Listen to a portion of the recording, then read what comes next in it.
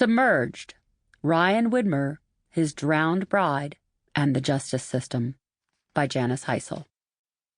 Introduction. The law isn't justice. It's a very imperfect mechanism. If you press exactly the right buttons and are also lucky, justice may show up in the answer. A mechanism is all the law was ever intended to be. Raymond Chandler.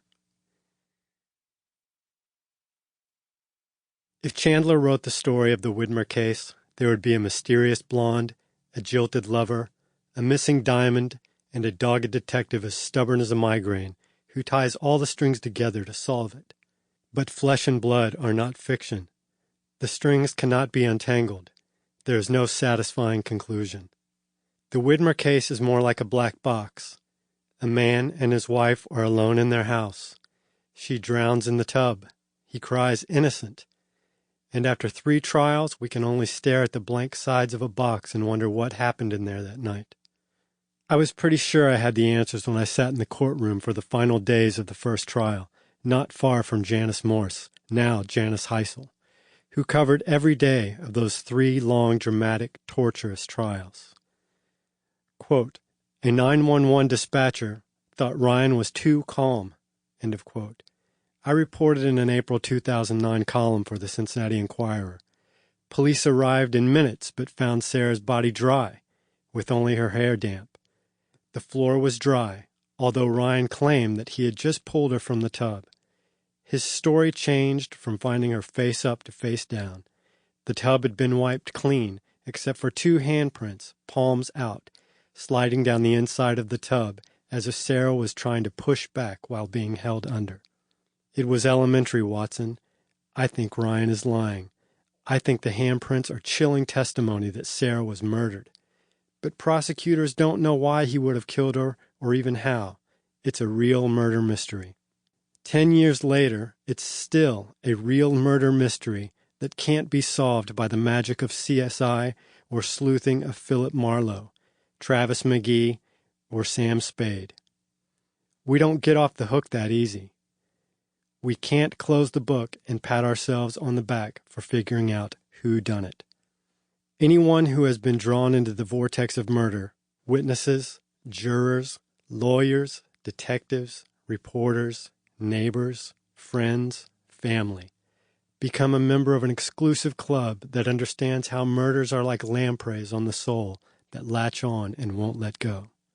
They are fascinating and abhorrent, a slideshow of images and feelings you never wanted and can't erase. Many in the Widmer Club are still haunted by doubts and nagging questions. How did Sarah die? Was Ryan innocent? Janice was there for the Enquirer from start to unfinished. She has stayed with the story long after others have drifted away. She has interviewed Ryan in prison and combed through thousands of pages of testimony, evidence, and court records. The most relentless Columbo could not be more tenacious.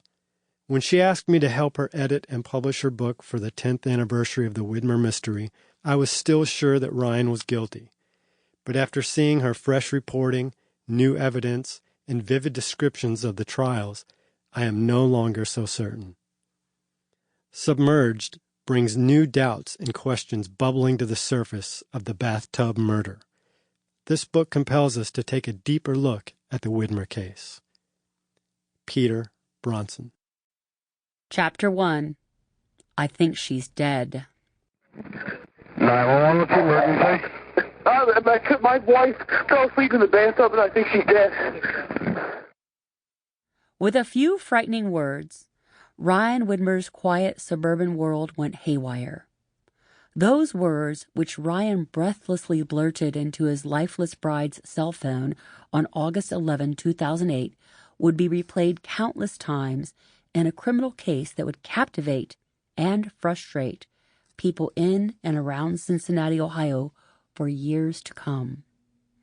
Those words launched a nationally publicized case that forever changed the course of many lives and had a lasting impact on virtually every person it touched, even from a distance.